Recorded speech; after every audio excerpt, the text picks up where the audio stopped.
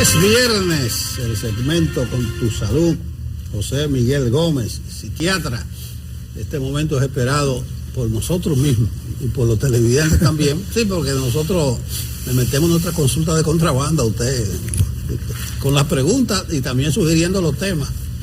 Los viernes son de salud mental, de acompañamiento emocional y de muchos afectos, con mucha gente que nos espera los viernes, que sugiere temas.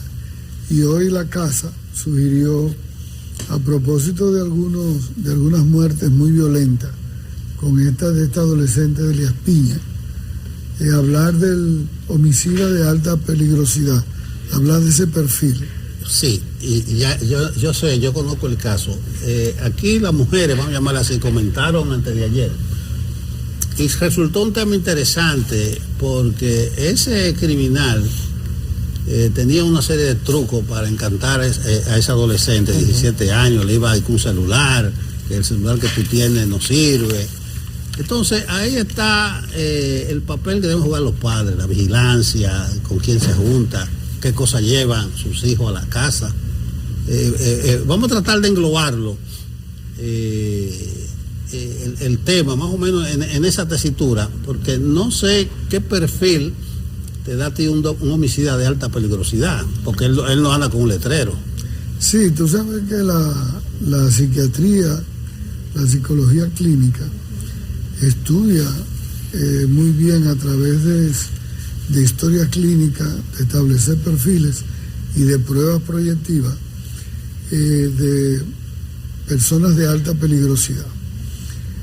Y evidentemente cuando hay muertes, por ejemplo en feminicidios, individuos altamente violentos, cuando tú vives con una pareja de alto riesgo psicosocial, cuando un individuo que tiene un prontuario delictivo recurrente, periódico, de transgresión a las normas, como en este caso de este joven, tú puedes establecer ese perfil, porque hay indicadores que ellos van dando, donde las familias o la sociedad, pero mayormente la justicia, Nelson, porque esa es una muerte que debió de prevenirse un tanto que ese muchacho ya había estado preso por una muerte anterior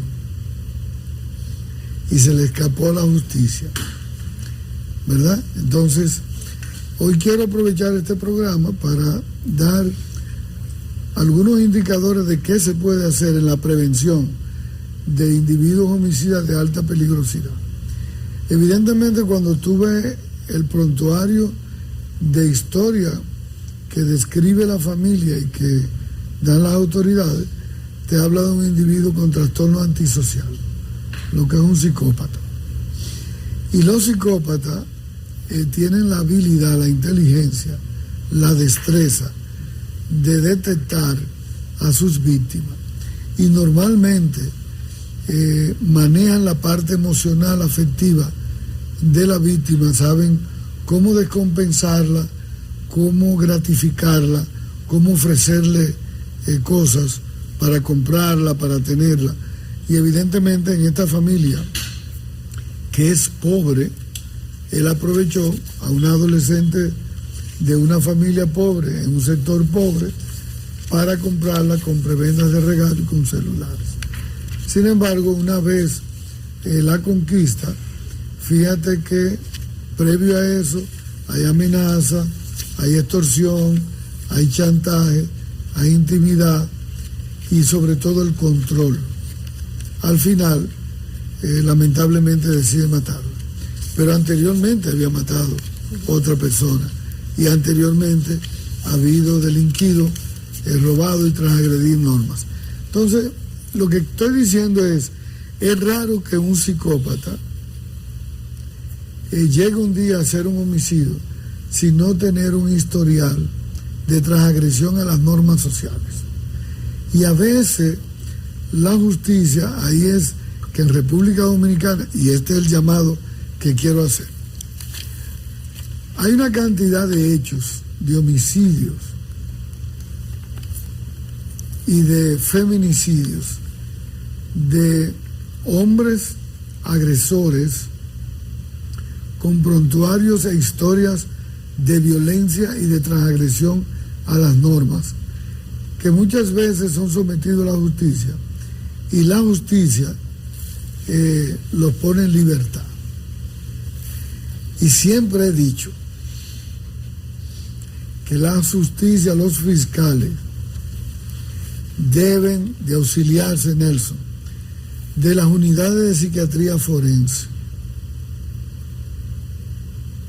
En el INASFID, utilizar las unidades de psiquiatría forense, donde están psiquiatras o psicólogos, para que puedan evaluar en términos psiquiátricos y psicológicos a estos individuos, y antes de ponerlos en libertad, escuchen la opinión, la evaluación de un psiquiatra o un psicólogo, para que le entreguen en un documento a la justicia cuál es el diagnóstico, cuál es el pronóstico, cuáles son los indicadores de riesgo y qué patología tiene el individuo.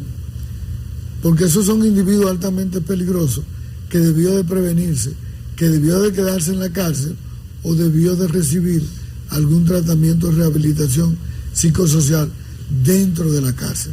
Y así le evitaban a la sociedad que este individuo volviese a la calle y matar una segunda persona. Doctor, pero cuando ocurre un homicidio, un asesinato, de estos hechos que conmocionan a la sociedad, normalmente la prensa, los periodistas, si tenemos acceso a personas que conozcan al homicida, le preguntan, eso es natural, le preguntan cómo era, y muchas veces los testimonios indican que había algo raro.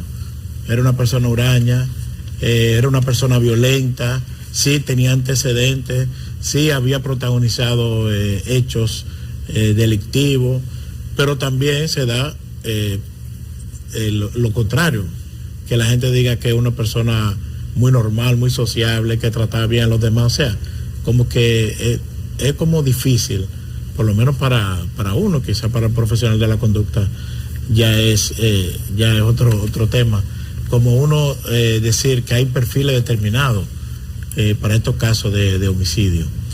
Mira, en los perfiles, en el libro mío del marido psicópata, un monstruo vestido de señor, yo establezco un perfil. La mayoría fue un estudio psicológico que hicimos de varios psicópatas que estaban en cárcel de La Haya y en cárcel de San Pedro. La mayoría tienen estos indicadores. Son fríos, son calculadores, son distantes, son manipuladores, les gusta el control, la sumisión y el poder sobre las víctimas. Pero sobre todo, son impulsivos y son violentos. Violento puede ser con agresiones verbales, puede ser con agresiones físicas o con extorsión. Cuando el psicópata tiene niveles altos de educación, entonces el perfil es más difícil establecerlo, porque es una persona que guarda apariencia, que es habilidoso, que tiene estrategia y tiene forma de coaccionar y de victimizar y de controlar. El psicópata de alto nivel, ¿qué es lo que hace?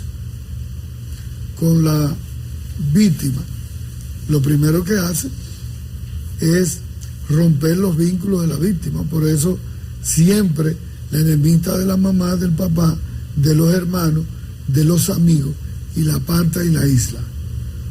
Lo segundo es que le va destructurando la autoestima, la desconsidera, juega con ella en términos de menospreciarla, de victimizarla, de amenazarla, de chantajearla, pero a la vez le regala, le propone y dice que la quiere. Entonces la confunde emocionalmente, y después que tiene el control, entonces la utiliza en términos de sacarle recursos o de explotarla. Y al final, si él entiende que va perdiendo el control, ahí viene más la agresividad. Cuando es un psicópata de bajo nivel escolar,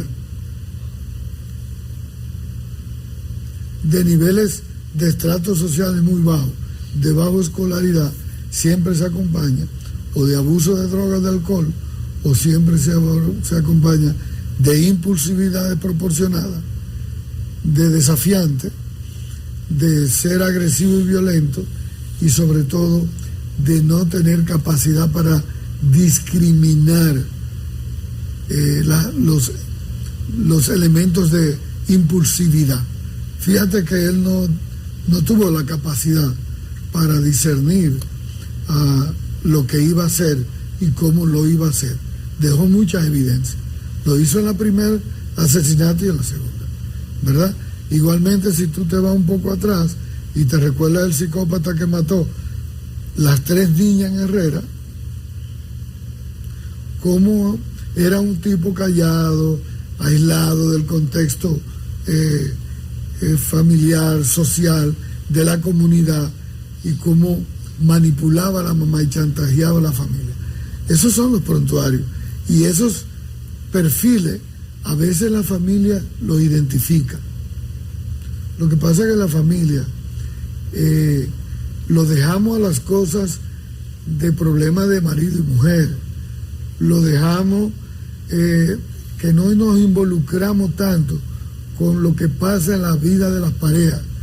Pero esto es importante decirle a las familias hoy en día: cuando usted tiene hijos, hijas, con relaciones con parejas de alto riesgo, que usted lo olfatea y usted tiene indicador de que su hija o su hijo tiene una relación de alto riesgo, donde hay maltrato emocional, psicológico, físico, financiero, y usted lo sabe o lo sospecha, usted tiene que darle seguimiento, porque lamentablemente siempre terminan mal. Doctor, la recomendación para nuestros niños, para nuestros jóvenes, y también la recomendación que a veces debemos repetirnos a nosotros mismos, porque bueno, en el caso de una jovencita, en un mundo que cada vez está más asignado por la inmediatez, por el tener las cosas ya, y porque se va perdiendo, desfigurando el valor del trabajo, quizás el valor del esfuerzo a largo plazo para obtener grandes resultados. Los jóvenes cada día quieren, y los niños sobre todo, quieren todo para allá, y nosotros los consentimos en eso. ¿Cuál es la recomendación desde la perspectiva del acompañamiento psicológico que debe hacer la familia, que debemos hacer los padres, precisamente para evitar ser sujetos o presas fáciles de este tipo de individuos? La estrategia, Catherine, decirle a la familia, a la escuela, construir y trabajar la autoestima. Cuando un adolescente, un niño, se le trabaja la autoestima, el autoconcepto, la identidad, la fortaleza emocional, se le da seguridad, se cree en él, tú puedes, se le enseña a poner límites, se le enseña a decir que no, se le enseña la comunicación asertiva, de que lo escuchamos y nos puede contar lo que le pasa en su casa y le podemos creer, lo sensibilizamos, ¿verdad? Y hacemos la prevención hablando de estos temas. Un adolescente con buena y sana autoestima es difícil que se deje manipular, es difícil que se deje comprar, ¿verdad? Y cuando la escuela, la orientadora, por eso insisto mucho en la escuela como el segundo espacio de desarrollo sano, cuando la escuela trabaja mucho el aspecto de la autoestima, del autoconcepto, de la identidad del grupo, y le enseña a los adolescentes la resiliencia social, los adolescentes desarrollan las habilidades y la destreza de identificar quién me puede maltratar, pero aprende sobre todo a poner límites al maltrato. Aprende a través del automerecimiento a decir: no me toque, no me golpee o no me amenace, no me hable mal, no me gusta, se lo voy a decir a mi padre. Es decir, cuando un noviazgo, un adolescente aprende a hacer esas cosas, tiene mayor seguridad y hay una mejor prevención de la violencia, tanto del maltrato físico, emocional, psicológico y sexual. Y es así que se trabaja, a través de modelos de prevención. Doctor, en muchos de los temas de los viernes, casi siempre caemos en la responsabilidad de la autoridad, del Estado, las políticas públicas. Usted orilló el tema de los fiscales y la asesoría que deben buscar en profesionales, en expertos de la salud mental. Me da la sensación que existen mecanismos instituidos hacia los cuales pueden apelar esos fiscales, porque estamos hablando de un caso concreto específico de Elías Piña, y un individuo con ese perfil y ya tenía su historia, pero son muy recurrentes en el caso de los feminicidios, que hay un historial de amenazas, de agresiones. Hasta estos días, obvio que estoy exagerando, era la mujer la que llevaba la citación, le decía, lo manda a ver, explícale al fiscal, y eso se ha ido corrigiendo. ¿Qué recomendaciones se podían hacer? Principalmente el Ministerio Público en este caso. Porque, claro, también están los jueces competentes e incompetentes, pero principalmente donde está la investigación del hecho, que da la posibilidad de un mayor estudio, un estudio más detenido, un seguimiento. ¿Qué recomendaciones puede usted hacer? Y si hay cosas establecidas, escritas, mecanismos, protocolos para proceder, bueno, podemos seguir con este ejemplo. Mira, yo una vez estuve dando unos módulos a los fiscales en una conferencia sobre cómo utilizar la instrumentación de las evaluaciones psiquiátricas psicológicas en individuos de alto riesgo, de alta peligrosidad, o individuos que tengan psicopatología, y los fiscales lo desconocen. Por ejemplo, en este caso, ese muchacho fue detenido en la primera vez que agredió, mató a una muchacha, una joven. Y el código, este código penal que tenemos, por falta de evidencias, de prueba, lo puso en la calle de nuevo, en el mismo Elías Piña. Si el fiscal tiene una confusión entre la no prueba y la violencia, y poder tener un perfil de indicador, y tiene la presión social,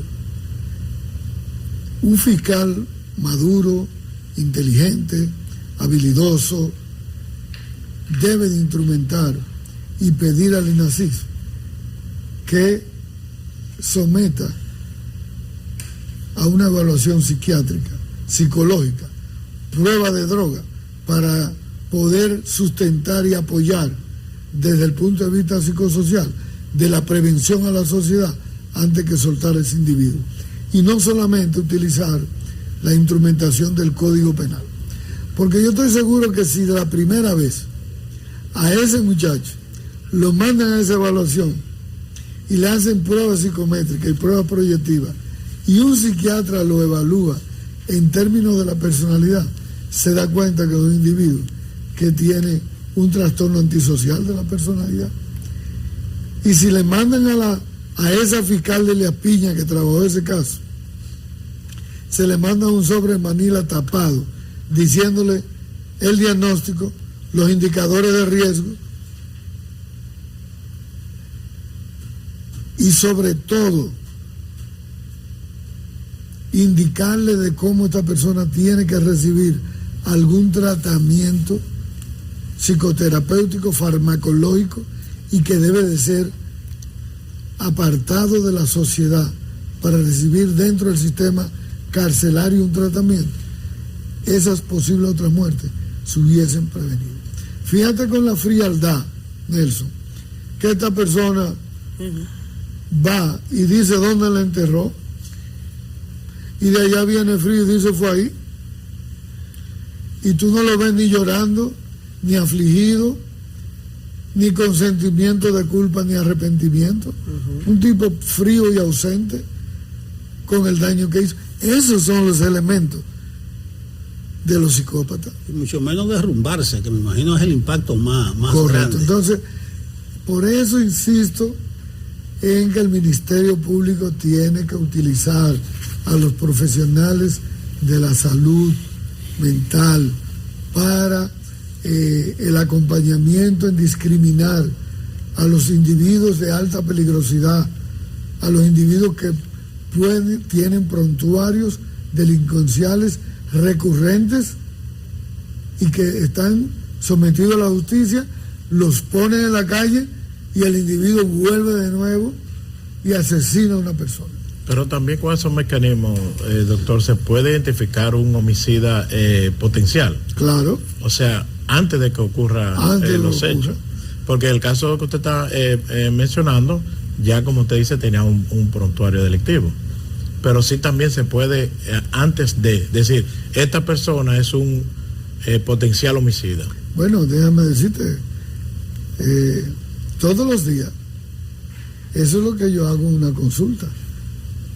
Cuando tú tienes en una familia un adolescente con problemas de conducta oposicionista desafiante, impulsividad, trastorno antisocial de la conducta, pero cuando tú tienes una pareja que buscan la ayuda de un terapeuta y van por amenazas o violencia o maltratos psicológicos, emocionales, oye, tu responsabilidad como terapeuta, poderle decir a esta señora, usted tiene una relación con una pareja de alto riesgo. Y en la adultez debemos de enamorarnos no con el corazón, es con el cerebro. Es decir, usted tiene que discriminar cuando usted está frente a una pareja de alto riesgo que le va a representar peligrosidad. Entonces, para poner límites, para poner distanciamiento y salir de ella. Claro. Doctor, quizás sea bueno si el equipo de producción nos permite recibir alguna llamada telefónica. Vamos a colocar brevemente en pantalla los números: 809-683-8785, 809-683-8786, 809-683-8795 y 809-683-8796. Quizás para entender la preocupación de las familias sobre un tema tan sensible. Esta mañana además tuvimos que informar sobre un caso muy doloroso al que le estamos haciendo seguimiento. Creo que vamos a tener un reporte de nuestro compañero Daniel Ruiz más adelante sobre la desaparición y hallazgo muy lamentable del cuerpo sin vida de un joven que había desaparecido desde hace un mes. La semana pasada creo que hablábamos de los desaparecidos y sobre esa sensación que es tan dolorosa, que es no encontrar a nuestro familiar, es no poder pasar por el duelo que implica la pérdida de un ser querido, cuando uno puede hacer las honras fúnebres, el encuentro de la familia, en fin. Pero en el caso, doctor, de los indicadores más importantes, o lo que usted comenta sobre el perfil de un potencial homicida, las familias incluso refieren, nosotros no pensábamos que eso nos iba a pasar a nosotros. En el caso de este joven, ¿no? de esta niña, perdón, una niña de 17 años, una jovencita de 17 años, porque sabían que él había estado presuntamente vinculado a otro caso, pero decía, nosotros no pensábamos que a nosotros nos iba a pasar. ¿Cómo se puede describir esa autoafirmación, ese autoconvencimiento de que eso le pasa a los demás, pero a mí no? Sí. ¿Por qué a mí? ¿Por qué a mí? ¿Qué me pasó? ¿Por qué no me cuidé? ¿Cómo no lo pude identificar? Estaba nublado. No pensé nunca en eso. Es decir, esas son las expresiones que suelen usar las personas que han tenido adversidades impactantes y fuertes en sus vidas. Es decir, y de ahí es que se construye el sentimiento de culpa. ¿Cómo yo no pude evitar eso? ¿Cómo yo no pude poner distancia a tiempo? ¿Qué me pasó? Lógicamente, a veces es difícil establecer los cuidados cuando el psicópata es frío, es calculador, es distante, es manipulador, hace entretenimiento, se victimiza, hace que le cojan pena, se ve como noble, se ve como un individuo tranquilo. Entonces la familia se confunde y dice, pero Nunca lo entendí, lo vi capaz de hacernos daño. Y realmente tú lo ves mucho eso en los abusadores sexuales de niñas, de cuello y corbata, que la familia dice, nunca pensé que esta persona me podía violar la niña. Lucía una persona decente, lucía una persona buena.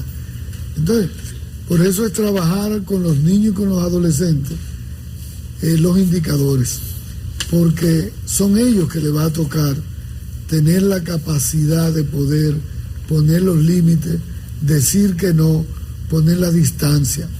Y siempre a los familiares decirle esto: cuando su hija, su niño, da indicadores de que no quiere socializar con un adulto, es su amigo, pero no es el amigo de la niña, y la niña no le gusta sentarse en la pierna, ni le gusta acercarse, respétele al niño su derecho a la privacidad. No le diga a mi compadre, es mi amigo, déjese besar, déjese cargar. No, el niño está poniendo sus límites, deje que la niña ponga sus límites. Entonces, eso es importante. Doctor, terminamos, pero los famosos 30 segundos que uno les roba a la producción. Ayer comentaba yo que hace falta como un mensaje de alto impacto de la autoridad, de arriba, de Abinader. Y a propósito de crimen espantoso como el de Vitico Herarte, mire cómo nos despertamos hoy con este joven Cueva. Entonces yo siento que el país ha estado cambiando vertiginosamente y nosotros no queremos acostumbrarnos a eso. A veces tú nos das un mensaje, cómo maneja la sociedad, cómo manejan las personas esta carga abrumadora de informaciones negativas de alto impacto. La sociedad, vamos a tener que trabajar los indicadores de ética, de moralidad y de cultura de país. La paz no se construye, la paz se construye en el cerebro, Nelson, cambiándole la construcción emocional a las personas. Somos una sociedad de crecimiento y en ese crecimiento también hay una convivencia de alto riesgo, hay una cultura de alto riesgo. Individualmente las personas debemos de cuidarnos mucho más, de poner nuestra capacidad y nuestro talento en desarrollar las habilidades para detectar indicadores de riesgo. Pero el gobierno, el Estado, tiene que tener mayor control de la violencia, de la inseguridad ciudadana en los barrios, en las comunidades, las juntas de vecinos, las iglesias. Es un tema no solamente del gobierno y del Estado, es un tema de todo. Por eso estoy proponiendo que en las iglesias, la sociedad civil, los medios, los partidos políticos, las juntas de vecinos, todos debemos de aportar y trabajar la cultura de los buenos tratos, la cultura del trátame bien y de la cultura de paz, porque estamos teniendo indicadores de que vamos a una sociedad de cultura de violencia, y eso a mí me preocupa. Estamos preocupados todos. José Miguel Gómez, psiquiatra, como todos los viernes ha estado con nosotros en el segmento de salud mental.